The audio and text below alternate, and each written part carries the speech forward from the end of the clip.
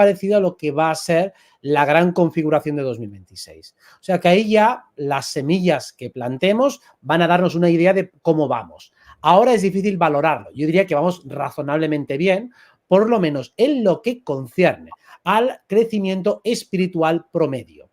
No tanto cuando uno empieza a mirar indicadores macroeconómicos y la inflación y demás, digo, a ver, es que no, eso no son indicadores válidos para medir la prosperidad y el crecimiento espiritual de la sociedad.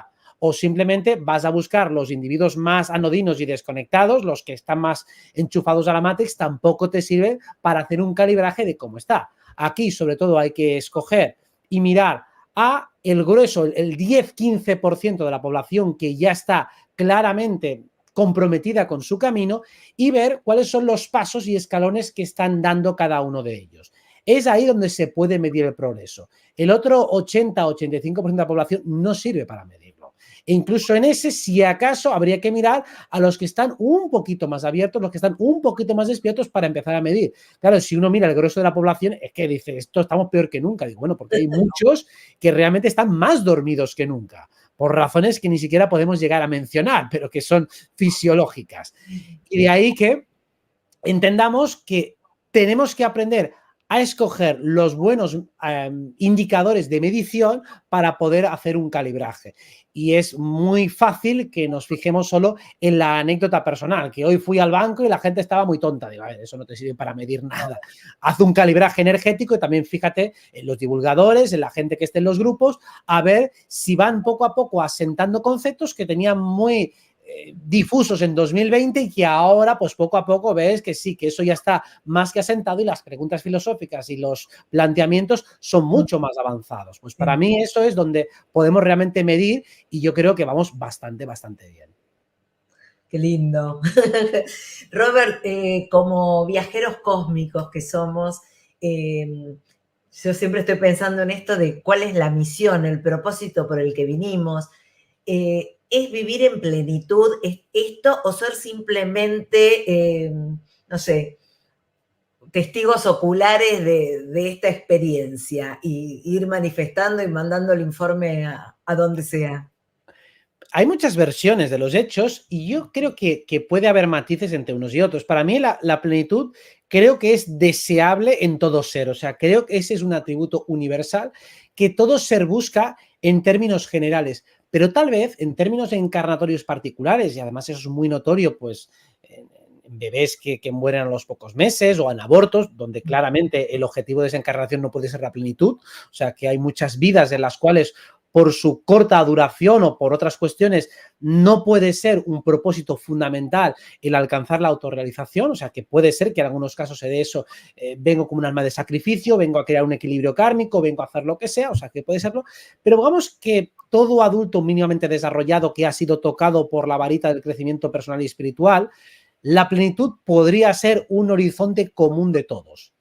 Y algunos, particularmente, pues pueden tener una misión más divulgativa, otro más de observación, y ahí es donde utilizamos la herramienta como la astrología para ver también cuál es el grado de implicación y si también lo que vienes a vivir, lo que has decidido escoger, es más individualista, es más colectivista, es más social, está más enfatizando en la esfera intelectual y de observación, es un camino más zen, por ejemplo, más de adiestramiento atencional, de control de la energía, es un camino más emotivo, más vincular y por lo tanto más emocional, es más de suprimir las emociones, es de enaltecerlas, y ahí es donde podemos ver el tono particular de cada uno, decir, vale, esto que decimos no es exactamente para todos. Aquí intentamos llegar a aquellos puntos y atributos que son más comunes, pero siempre hay un matiz individual y por eso a veces también algunas personas veo que me hacen las preguntas en consulta, digo, bueno, es que yo con esta parte en concreto global no resueno. Digo, bueno, porque para ti esa no es.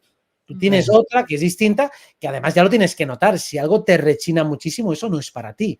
Lo que pasa es que a veces por simplificar hablamos de algo que tiene que ver con todos. Por ejemplo, si hablamos de la quinta dimensión, hablamos del corazón. Aunque no tenga una misión muy, muy intelectual, la particularidad de conectar con el corazón de la quinta dimensión, eso es para todos, solo que unos más que otros. Bien, a ver, cada vez que canalizamos, estamos estableciendo un puente entre la burbuja que constituye nuestro cuerpo mental y los reinos sutiles superiores. ¿Qué ocurre? Que nuestra burbuja se va ensanchando y se va amplificando a medida que canalizamos.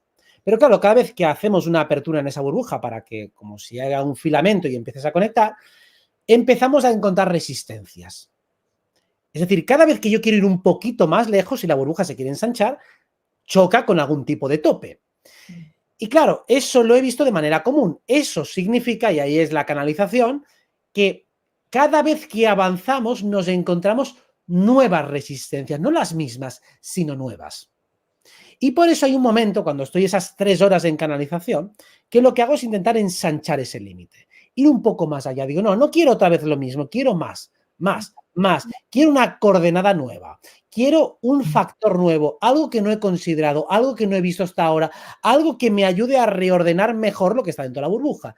Y ese ensanchamiento puede ser un poco incómodo, yo voy a fuerza bruta intentando llegar lo más lejos que pueda, pero también hace que si te va llegando información nueva, te sirve para reordenar y explicar todo. A veces, cuando te llega una información nueva que es disonante con todas las anteriores, es decir, uy, esto no lo había considerado. Y esto me obliga a revisar paradigmas de salud, de ciencia, de lo que sea. Eso genera otra apertura. Cuando tienes una coordenada nueva que contradice las anteriores, digo, no, pues vamos a poner la prueba, a ver si es verdad. Digo, uy, pues esto me encaja bastante bien. Te obliga a revisar muchas más cosas y a partir de ahí puedes ensanchar más. Lo que quiero decir con esto es que nadie se sorprenda si parece que a veces retrocedes. Sí. No es que retrocedas, es que te encuentras resistencias. Y dices, es que cuanto más sé, más dudas tengo. Digo, no, precisamente si estás ampliando tus horizontes, obviamente tienes que mirar hacia lugares nuevos. Y los lugares nuevos te pueden generar cierto vértigo. Es sobre todo para que alguien, cuando monitorice su avance, no se quede con esa sensación incómoda de que parece que adquiero inseguridades a medida que avanzo. Digo, tienes que sentir inseguridad siempre que te enfrentas hacia algo nuevo. Si acaso una mezcla de inseguridad e ilusión y motivación, porque apetece descubrir lo que hay, pero no sé lo que me voy a encontrar. Y esa sensación para mí es muy gratificante. Llega a todos porque se fractaliza en todos. Mira, algo que ahora mientras ibas hablando, sí que pienso una canalización, que no es algo especialmente novedoso, pero sí quizá la manera de explicarlo me ha dado algunos matices nuevos, que lo publiqué hace poco en un vídeo de Instagram, pero lo voy a desarrollar un poco más. El arquetipo de la fuente, el arquetipo de la totalidad, de la unidad, se fractaliza en este mundo. Es decir, por ejemplo, si tú introduces una información nueva en tu campo mental, pues como dices, al final eso te acaba afectando el ADN, te acaba reconfigurando y acaba rebotando o generando un eco dentro de ti. Bien, cuando nosotros tratamos de manifestar algo en el universo, a veces parece que el universo va a favor y a veces parece que el universo va en contra. La cuestión es que es una... Quería entender por qué pasa eso. Es decir, es que esto tenía que pasar o esto no tenía que pasar. Y esto parece que la vida me dice que no o la vida me dice que sí. Digo, ¿es realmente así? ¿O hay un factor oculto que está influyendo? La cuestión es, todo lo que hay en el universo, desde un objeto inorgánico como puede ser una piedra o un bloque de cemento o un ser vivo, todo tiene su campo energético. Y también las ideas, a las que llamamos también egregores, también tienen su campo energético. ¿Qué ocurre con todos aquellos campos energéticos respecto a los que somos o indiferentes o incluso hostiles? Pues que crean resistencia. Sí. Actúan como topes, como barreras, como frenos entre nosotros y aquello que queremos conseguir o aquella persona con la que queremos estar o lo que sea. Cuando nosotros empezamos a simpatizar, a conectar con todos ellos, que eso es como el primer impulso del amor universal, es abrazo todo lo que hay, ese solo es el primero porque solo es una base que luego hay que desarrollar. No basta simplemente de una manera ingenua y muy acrítica e impersonal decir que lo amo todo o que lo abrazo todo. No, tienes que demostrarlo en la práctica. Es como decir, te amo mucho, pero sí, no te llamo nunca. Digo, no, espérate, ¿me amas mucho? Llámame, ¿no? Habla conmigo, interésate por mis temas, demuestra interés. Pues el universo te pide algo así. Si te interesas de verdad por los objetos, por lo que ves, por la gente, por los egregores, estos empiezan a actuar a tu favor. Pero por omisión, si no haces nada, van en contra. Y entonces se ralentiza. Digo, es que cómo tardan en manifestarse las cosas. Digo, porque no tienes el más mínimo interés. Me encantó. Así que alrededor de cualquier cosa que estés buscando, empieza a manifestar un interés genuino, absoluto y total por cada cosa que rodea a aquello que tú quieres o que quieres conseguir. Es decir, ¿amas a tu hijo? Digo, sí, pero te importa 3 cojones los juegos a los que juega y las cosas que le han pasado en el colegio. Digo, te interesa su salud y poco más. Aparte que a ti te conecta, pero no lo que realmente le interesa a él. Si desarrollas ese interés agregado, el universo empieza a fluir hacia ti y contigo de una manera mucho más potente e intensa. Robert, te escucho y digo, nos cuestionamos filosóficamente la vida, la muerte, la fuente, los viajes astrales, las canalizaciones, de las razas de dónde venimos, quiénes somos, la madre tierra, esta comunión, el amor incondicional. ¿Qué vinimos a hacer a esta tierra? Porque, ¿para qué? ¿Qué vinimos a hacer acá? Porque vamos buscando, explorando, encontrando de todo, los despiertos, los dormidos, un poco más despierto, un poco más dormido, en tránsito. ¿Qué vinimos a hacer? Para mí, la categoría universal es la experiencia, la experimentación. La misma razón por la que uno va al cine, por la experiencia, por el contenido. ¿Por qué vas a ver una película sabiendo que es ficción? Bueno, pues cada uno irá por sus motivos, pero al final quieres una experiencia que esperes que te aporte algo, sean sensaciones, sea información, sea lo que sea. Uno viene aquí porque esto es una experiencia que es muy diferente a la que hay en otros niveles de realidad. Dura bastante tiempo, tiene una serie de limitaciones que también generan una dualidad valorativa muy interesante, quiero decir, porque cuando uno canaliza y conecta con seres de otras dimensiones, nos damos cuenta que su capacidad de empatía real con el ser humano es baja porque ellos no están sometidas a las mismas limitaciones dualísticas y por lo tanto pueden entender conceptualmente lo que puede ser la frustración, la saturación o el miedo, lo entienden a un nivel teórico, pero no a un nivel experimental. Difícilmente pueden asesorar con eficacia a una persona que está desbordada emocionalmente, una persona que está deprimida, una persona que está muy angustiada o que tiene mucho miedo. Los conceptos que te van a transmitir casi siempre van a ser bastante genéricos y mucho menos eficaces que lo que puede transmitirte un terapeuta bien experimentado. Lo cual nos está diciendo que la experiencia aquí abajo tiene una serie de matices, aromas y sabores que no pueden ser paladeables desde otras dimensiones sutiles superiores.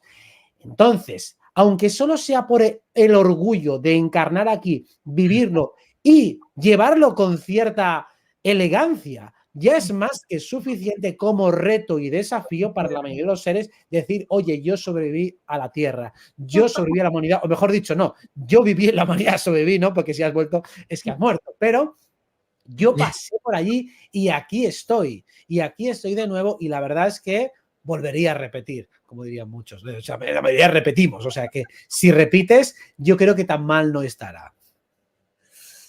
Robert, dicen que el ser humano, como humano, está logrando esta fusión, o sea que tiene una gran tarea que es esta, la fusión entre lo más sutil, que es el espíritu, y lo más denso, que es esta materia. Digo, la fuente. ¿Era esa la intención de la fuente con nosotros como seres humanos?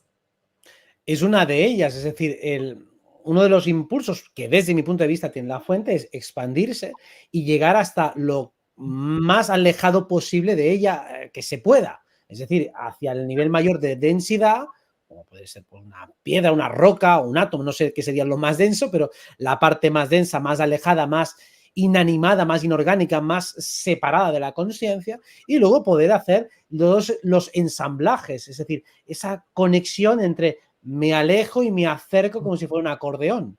Y este juego sístole diastólico, como se llame, puede servir un poco como metáfora para entender algo que es agradable, algo que si entendemos, por ejemplo, lo que es el placer o el alivio en esta dualidad, siempre es un contraste. Cuando uno, por ejemplo, está pasando mucho frío y se abriga, es el frío como a poco se va revirtiendo y convirtiéndose en calor, lo que genera ese placer de, uy, qué calentito ahora, o qué refrescante cuando estoy ardiendo de calor y empiezo a refrescarme, es la transición entre un estado extremo y otro lo que genera el placer. Por lo tanto, toda experiencia gratificante en el mundo dual es la transición entre un extremo y otro. Por lo tanto, si nos ponemos en el lugar de la fuente, tiene que haber una experiencia muy placentera entre alejarse al máximo de sí misma y luego regresar de nuevo a sí misma. Sería como congelarme y luego calentarme de, uy, qué bien, cómo he disfrutado de este café calentito ahora que yo estaba congelado, o al revés, esta vida refrescante ahora que estaba sudoroso. Esa es la mejor manera de entender los fenómenos gratificadores de esta realidad. Son contrastes. De ahí que tengo la sensación siempre, ya lo he comentado alguna vez, de que idealizamos muchísimo las experiencias en otras dimensiones porque estamos aquí encarnados. Entonces, claro, tú cuando vas y transicionas entre esta densidad y otra, dices, wow, eso es el paraíso, es espectacular, es increíble. Digo, ya, porque pasas una densidad y sientes un alivio, porque una distensión tremenda. Pero cuando esa distensión se estabiliza, te deja completamente indiferente, porque es lo lógico, es como ya cuando estás en el agua caliente y llevas un rato, ya deja de producirte todo tipo de placer. Pues exactamente pasa lo mismo con todas las dimensiones. Por eso no hay ninguna que sea la buena o sea la dimensión sin dolor y sin nada. Y bueno, puede ser sin dolor, pero también será sin placer. Una cosa va a conllevar a la otra, con lo cual la experiencia aquí abajo tiene para mí todo el sentido experimental de vamos a experimentar la dualidad con todas sus consecuencias.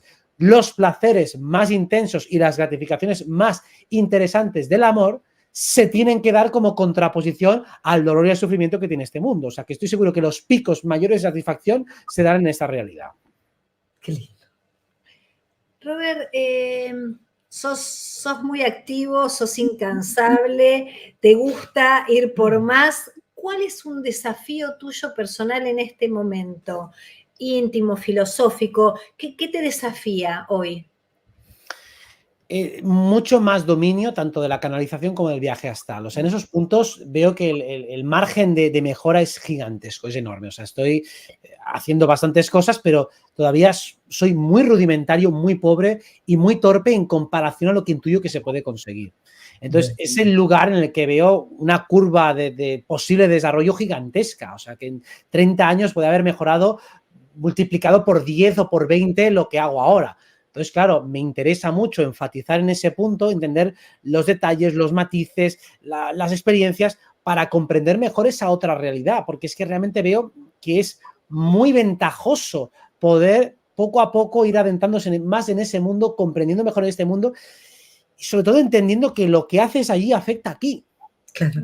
Es que eso es maravilloso, porque cualquier operación alquímica, cualquier decreto, cualquier cosa que lanzas allí, luego aquí se hace más grande, cualquier cosa. Eso es muy interesante. Entonces, claro, si consigues alargar el tiempo de experiencia, el tiempo de lucidez, comprender exactamente qué está pasando allí, por qué todo es tan extraño y tan diferente aquí, comprender las diferencias realmente y aprender a dominarlo, eso me encanta. Y lo mismo en canalización, porque el viaje astral se puede hacer también despierto en canalización proyectándose mentalmente. Y se llega más o menos a los mismos resultados. Pues claro, comprender cómo ir viajando entre dimensiones, estando aquí en vigilia o estando dormido, estando como sea, me parece que es lo más interesante, porque además, siguiendo con esa metáfora que decía antes de la burbuja, cada uno de nosotros que hace una incursión al otro lado y abre una nueva frontera, traspasa una nueva frontera, genera un campo de apertura que sirve para el resto. Y Claro. si todos hacemos nuestra parte, esa matrix se va resquebrajando. Esos umbrales cada vez se van abriendo más. Y tengo la sensación que entre todos estamos haciendo un trabajo espectacular. Porque todo lo que avanza un investigador, todo lo que avanza alguien que experimenta en su terreno privado, genera una repercusión positiva para el resto. Por eso estamos co-creando entre todos, de una manera muy literal. Entonces yo siempre animo a que todo el mundo investigue y avance además a su manera, con sus directrices, con sus normas, con lo que le apetezca, porque eso nos beneficia por resonancia a todos los demás. Robert, ¿podés vislumbrarnos, a ver, abriéndose todos estos portales, estas nuevas, la conciencia, ¿no? ¿Qué te imaginas esto que es indecible, ¿no? Pero ¿hasta dónde podés imaginar desde el lugar en el que estás cuando ya caen todos estos velos, cuando se abren todos estos portales? ¿Qué es lo que está ahí, de ese otro lado? Creo que lo más interesante dentro de lo que sería una apertura de conciencia, vamos a expresarlo en todos los niveles que se me ocurran. Primero, a nivel mental, yo creo que la mayoría de los velos son mentales, o sea, son como capas de la mente que tu circuito atencional es incapaz de transitar. Es como decir, ahí hay una carretera pero no la estás viendo, entonces como no la estoy viendo no puedo pasar. O sea, está completamente asfaltada, está toda la autopista hecha, pero tu coche todo el rato está girando y pasando por otro lugar. La caída del velo, la caída de los velos es que cada vez se abran más compuertas mentales. O sea, que tú puedas asimilar más conceptos. A veces puede ocurrir que uno transita por otras dimensiones, o sea, abres una experiencia en canalización, pero tu mente no encuentra forma de describir conceptualmente lo que ha visto o lo que ha pasado o lo que ha sentido. Y esa famosa frase de no sé cómo explicarlo, lo que viene a decir es que mi mente no está a la altura de lo que he canalizado. La cuestión es que puede estarlo, porque la mente es permeable, es dúctil y tiene una capacidad de traducción e interpretación ilimitada, sea con metáforas, con analogías, con heurísticas simbólicas o como sea, tiene la capacidad de asir las experiencias y luego traducirlas e interpretarlas.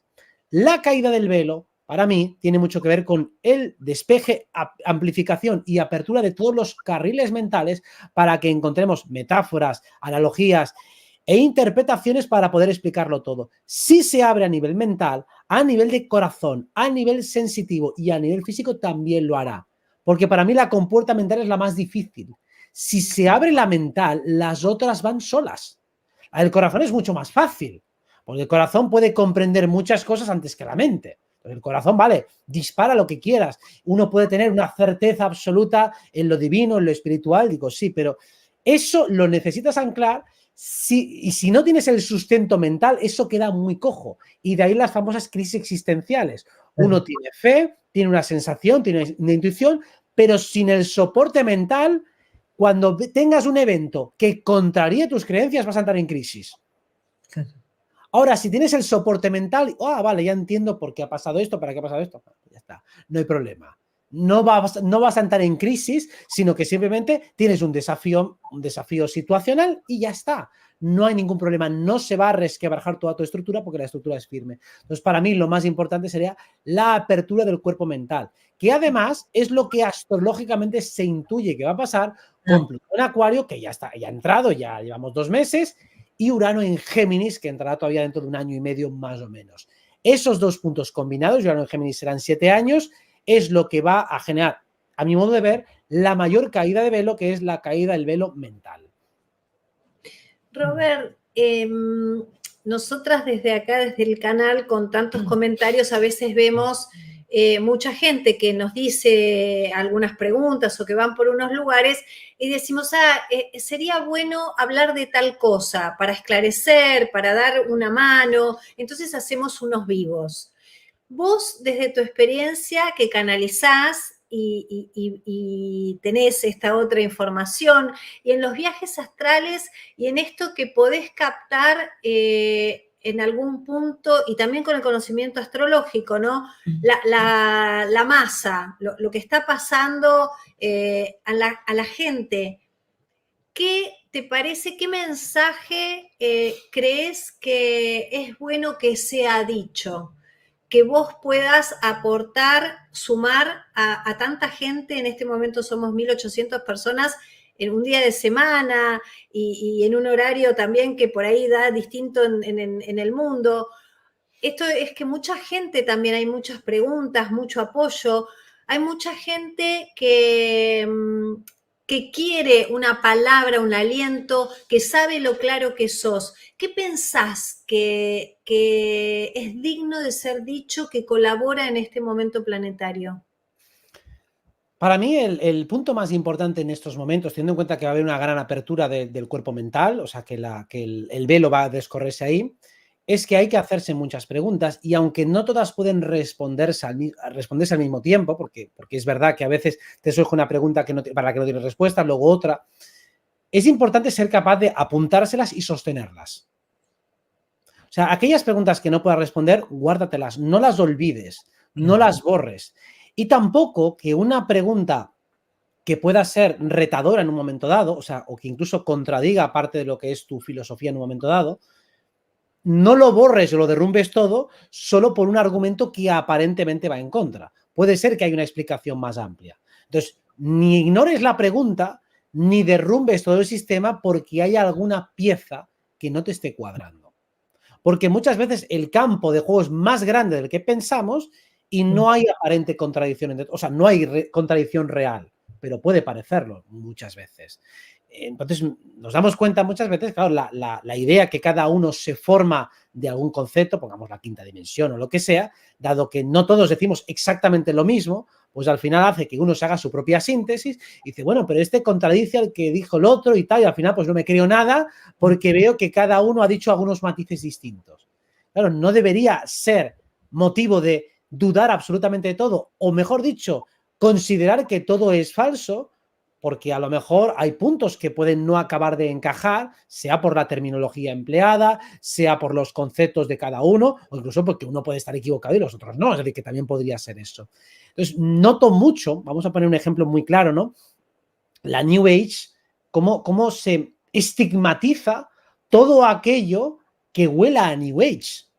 Digo, estamos de acuerdo en que la New Age es una versión espiritualizada muy simple, muy polarizada hacia lo femenino, extraordinariamente polarizada a lo negativo, hacia lo femenino, pero no significa que todo lo que se diga sea completamente inválido y falso. Entonces, como has coincidido en algo con algún autor de New Age, entonces lo tuyo es New Age y por lo tanto es falso. Eso es absurdo. Claro. Lo mismo puede pasar, por poner una contraposición, la sabiduría hiperbórea, que ahora hay mucha gente que está en esto, que es muy parecida a la New Age, pero en versión masculina. O sea, es una versión que enfatiza muchísimo en lo yang, en lo masculino, pero deja en sombra todo lo femenino. O sea, todos los conceptos espirituales femeninos que son válidos quedan ahí fuera. Ahí lo único importante es el espíritu, el amor es malo y es regresivo y es una programación y tal. Bueno, digo, me parece igual de polarizado en el sentido contrario. Para mí lo interesante es, vamos a tratar de encontrar aquello que nos resuene de cada visión y vamos a intentar construir un puzzle que genere la mínima contradicción posible entre todas las proposiciones y enunciados que encontremos válidos. Aparte que también entendamos, y ahí hablo de mi sesgo como astrólogo, que en la astrología, en la carta natal de cada individuo, tenemos partes yang y agresivas como puede ser el arquetipo de Marte. Y claro, es el arquetipo que puede llegar a ser violento. Y esa parte está en nosotros y todos tenemos una parte que es violenta. Luego todos tenemos una parte que es egoica. Todos tenemos una parte que es mental y todos tenemos una fractalización de la fuente que es Neptuno. O sea, todo el mundo tiene el potencial del amor universal. Todo el mundo tiene la empatía. Todo el mundo tiene sensibilidad. Ahora se habla mucho de personas altamente sensibles. Digo, todo el mundo es altamente sensible en las cosas que le importan. Y todo el mundo es bajamente sensible en las cosas que le importan nada. O sea, al que le importa solo su coche y la materia y la billetera, respecto a eso es extremadamente sensible y extraordinariamente sensible. Y el día que ha perdido dinero o que le han bajado las acciones es que se muere.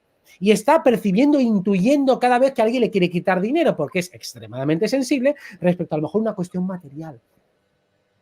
Entonces, cuando decimos la sensibilidad, digo, todo el mundo es sensible, pero no para las mismas cosas.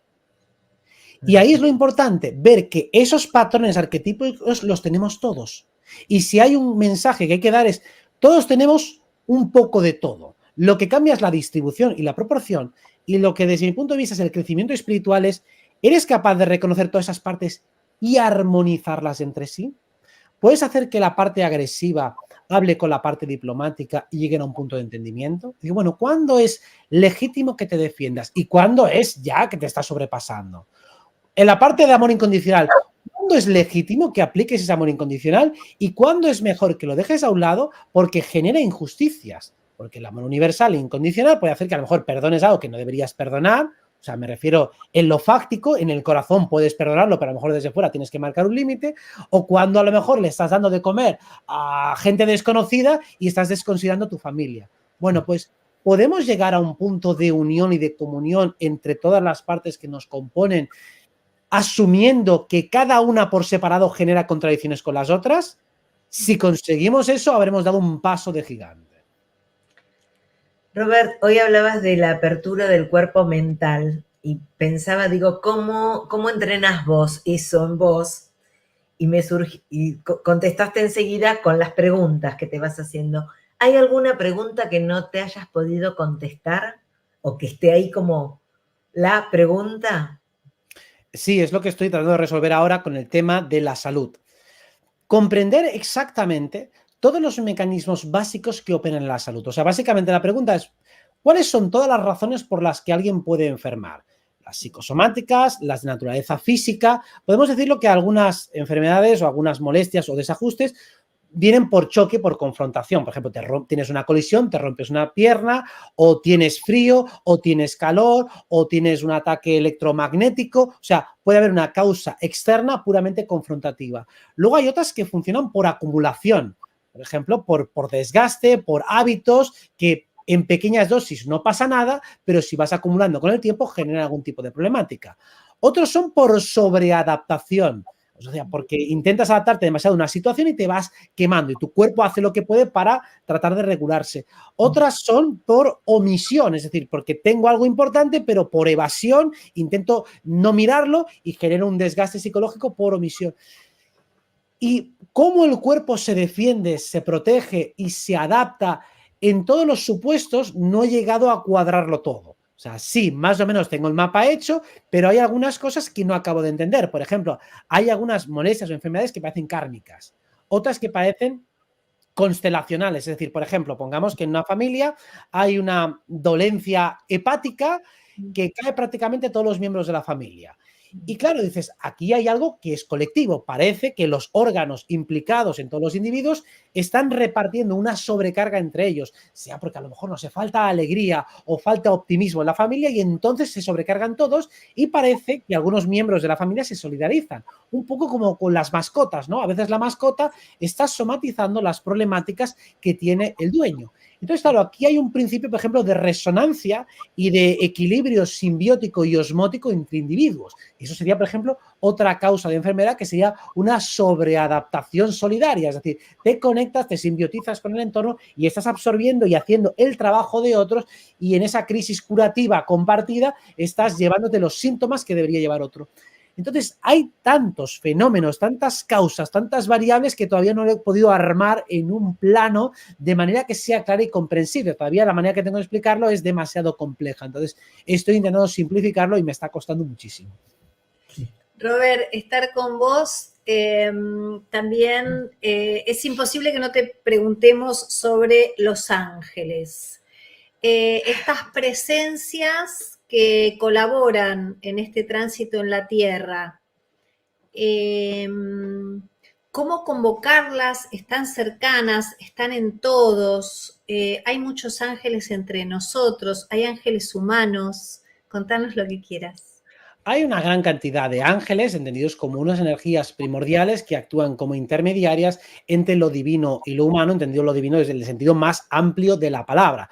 Llamémosle una función bastante de servicio, con muy poco ego, muy poca carga egoica, es decir, que el deseo de carga propia, o mejor dicho, son seres que pueden dilatar bastante su recompensa por parte de los demás, la recompensa egoica por parte de los demás. Alguien que reclama rápidamente qué hay de lo mío y reconóceme y ponme en mi lugar, pues difícilmente va a ser un ángel. El ángel, pues claro que también quiere su parte, pero seguramente puede aguantar muchísimo más sin recibir esa gratificación o reconocimiento de los demás. Puede tener como mucha más capacidad de aguante porque sus necesidades egoicas son mucho más limitadas, o sea, necesita mucho menos para alcanzar cierto nivel de autorrealización y satisfacción. Entonces, las misiones de servicio de parte de diferentes tipos de semillas estelares, primero, buscan establecer un puente entre lo que pasa arriba y lo que pasa abajo, o sea, la figura realmente sería un pontífice, alguien que actúa como puente,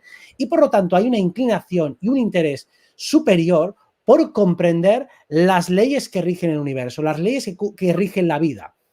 Ni siquiera hace falta ser docto en materia metafísica y explicarlo con términos académicos e intelectuales para actuar al servicio de la humanidad. Basta con asesorar a un ser querido tratando de hacerle ver que, bueno, que tal cosa que te está pasando seguramente sea pasajera, que tenga un sentido más amplio. Ya esa metafísica más sencilla, más informal, sirve para hacer un trabajo angelical. Y si hablamos de cómo convocarlos, de cómo pedirle ayuda, lo mejor es pedirles señales, pero sobre todo no para que te digan lo que tienes que hacer. Ellos no pueden intervenir en tu libre albedrío y además sería bastante absurdo delegar nuestra voluntad en otros seres por muy sabios que les consideremos. Más bien las señales es, ¿estáis ahí? ¿Me estáis acompañando? ¿Me ayudáis? O sea, puedes pedirles también que estén presentes en tu vida dentro del corazón, dentro de la parte bondadosa, para que incentiven y amplifiquen la parte de ti más generosa, más propensa a la generosidad y que es más compatible con los buenos sentimientos. Y esa es una buena manera de convocarlos y utilizarlos, porque a partir de ahí, si tú estás en la vibración más amorosa y armoniosa posible, todo lo demás que necesites ya vendrá por añadidura. Robert, nosotras en la radio hace muchos años terminábamos los programas con 2 preguntas que para nosotras eran fundamentales y te vamos a dar. El amor. Esa, primero esa. Esa primero. ¿Qué es el amor? Porque viste que a distintos niveles de conciencia Claro. va evolucionando lo que vamos sintiendo con ciertas palabras, emociones. ¿Qué es el amor para vos en este momento de la vida? Para mí el amor es el deseo de generar bienestar.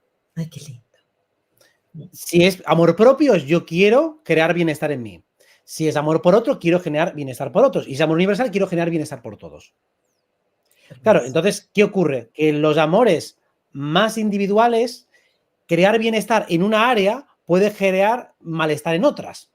Por eso cuando hablamos de amores tóxicos, por ejemplo, mi amor por la comida basura, pues genera problemas de desamor para la salud de mi cuerpo, por ejemplo. Un ejemplo muy sencillo y muy fácil de ver. Y por eso decimos que el amor es tan complicado. Claro, las relaciones afectivas que tenemos con seres queridos están llenas de contradicciones. Tú amas a tus seres queridos, pero precisamente porque les amas, quieres que estén bien. Y como no están bien y a veces toman decisiones que a tu juicio pueden ser erróneas o peligrosas u osadas, eso es lo que te genera malestar. Por eso cuando se habla de ese amor universal, de ese amor absoluto, infinito, ilimitado, es un amor por la creación. Es un amor que denota una confianza por la obra divina y que solo ese, es incompatible con lo que llamamos miedo. Porque si hay una confianza en Dios, por decirlo en términos sencillos, no puedes tener miedo a que algo que haga Él no tenga un sentido evolutivo o un sentido final que sea más amplio y más interesante, incluso más beneficioso para todos los seres involucrados. Pero claro, eso a pequeña escala no se puede ver. Y de ahí que, claro, uno puede amar intensamente a alguien o incluso amar intensamente a algo, a una cosa, y eso crearte muchísimo dolor y mucho malestar. Porque normalmente muchos bienestares y muchos deseos son incompatibles con otros. Por eso para mí el amor tiene que ver con el bienestar y normalmente cuando uno decimos que es un ser que ama mucho a los demás es porque le gusta generar bienestar, porque la gratificación que le produce el generar bienestar es una recompensa por sí sola a sus acciones. Y decimos que amamos a alguien cuando generando el bienestar al otro nosotros recibimos una recompensa incluso superior a la que generamos en el otro. Otra pregunta es la muerte. ¿Cómo entendés vos hoy la muerte y qué es para vos la muerte? La muerte está fractalizada en nuestra vida en forma de cualquier final. Cualquier cosa que acabamos es una pequeña píldora de muerte. Así que la muerte, normalmente considerada como el final de este cuerpo físico, en este envase, en esta encarnación, solo es un tránsito más porque tú atención, o sea, lo que es tu ser simplemente cambiará de envase, cambiará a otro espacio, cambiará a otro cuerpo, cambiará a otro lugar y por lo tanto lo único que podemos entender la muerte de este cuerpo físico es más para los que se quedan para los individuos que simplemente ven como este cuerpo en el que estabas ha quedado inanimado e inoperante, aun a sabiendas de que sigues existiendo en otro lugar, pero para ellos sí que es la muerte porque ya no podemos interactuar con él.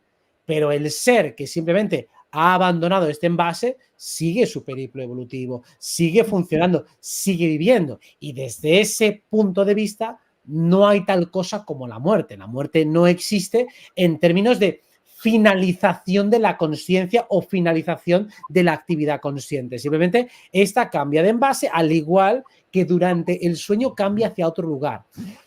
Lo que ocurre en las primeras fases del sueño es que al no tener el cuerpo mental activado, no podemos recordar normalmente fácilmente las experiencias. No es que no haya una actividad consciente, no es que te has quedado inconsciente, digo, no. Simplemente el cuerpo mental no ha podido asir, ni absorber, ni retener las experiencias y por eso parece que hay un fundido negro en el que no ha pasado absolutamente nada. Pero hasta un nivel muy rudimentario, si uno, por ejemplo, ha estado 8 horas durmiendo sin sueños, suele tener la sensación de que ha pasado tiempo. Entonces, en algún lugar se ha registrado ese paso temporal y en alguna parte muy, muy profunda del cuerpo mental se ha registrado la experiencia. Lo que pasa es que es muy complicado recuperarla porque la tensión que requerimos para poder retenerla y contenerla es demasiado alta y todavía no estamos en ese nivel. Robert, lo tuyo es amor puro porque nos ha generado un gran bienestar a todos nosotros. En este momento somos 1953 que sentimos tu amor y te lo queremos agradecer muchísimo. Yo tengo la última pregunta. ¿Tenés otra más? Robert, ¿quién sos hoy? Planeta Tierra, marzo de 2024. ¿Qué decís de vos? ¿Quién sos? Un astrólogo muy comprometido con la humanidad. Y digo astrólogo porque creo que es la parte fundamental, porque incluso cuando canalizo, cuando hago cualquier otra cosa, siempre la astrología es el lenguaje madre que he insertado tan profundamente en mi mente que ya no puedo pensar de otra manera. Estoy en cualquier nivel de realidad y la mecánica celeste y el lenguaje celeste ha penetrado tan profundamente en mí que no me lo puedo sacar y además me sirve para entender todo lo que pueda llegar a ser potencialmente cognoscible. Así que un astrólogo que vive y ama la astrología hasta niveles brutales. Gracias, gran astrólogo, gracias, gracias. Es un lujo cada encuentro con vos, nos da una alegría del alma. Ya te dijimos las sensaciones íntimas que tenemos antes de cada entrevista con vos y disfrutamos un montón todo esto que pasa rapidísimo. Es para volver a verla. Seguro. Hoy, esta vez no tomé notas, así que esta vez sí lo voy a ver. Y como ya te dijimos una vez en privado, sos el Messi de los divulgadores. Y nosotras decíamos, tenemos que jugar de dejarle la pelota lista para que haga el gol.